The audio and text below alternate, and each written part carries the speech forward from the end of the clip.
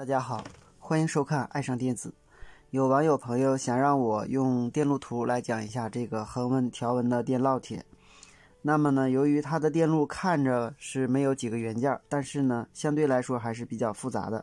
我们今天呢，先讲它的电源部分。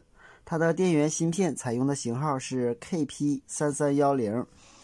这个导线很显然是220伏输入，这端呢是接到我们这个半波整流的二极管这端，就相当于这端。这端呢我们可以说是零线，那么它呢是接地，接到我们这个芯片的二角。因为我们这个芯片是贴片式的，如果是塑封直插的呢，引脚顺序就要按外边这个1、2、3、4引脚。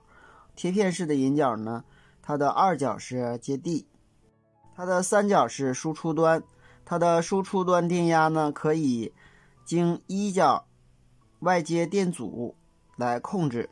如果外接 100K 的电阻对地，那么它的输出电压呢就是5伏，在后级输出5伏。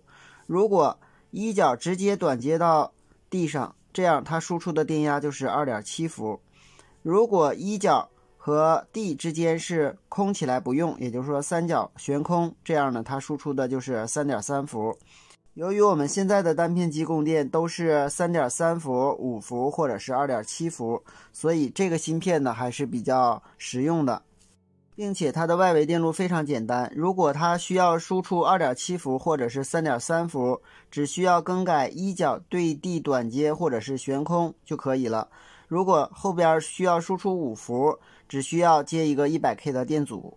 二角是一个供电滤波电容，也就是我们这个电容主要是将前级输入的电压经芯片内部稳压源稳压以后，经四角外接电容进行滤波，滤波后给芯片供电。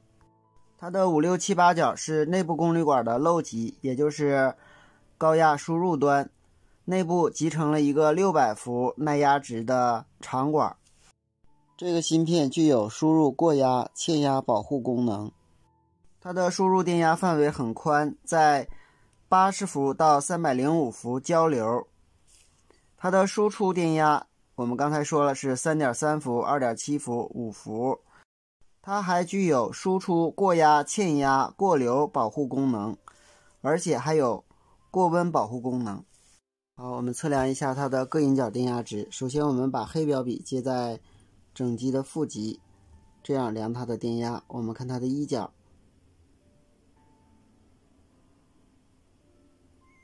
是一个 0. 几伏的电压，它的三角二角由于是接地肯定是0伏，我们就不需要量了。三角是一个非常标准的5伏，它的四角 6.3 伏，5、6、7、8角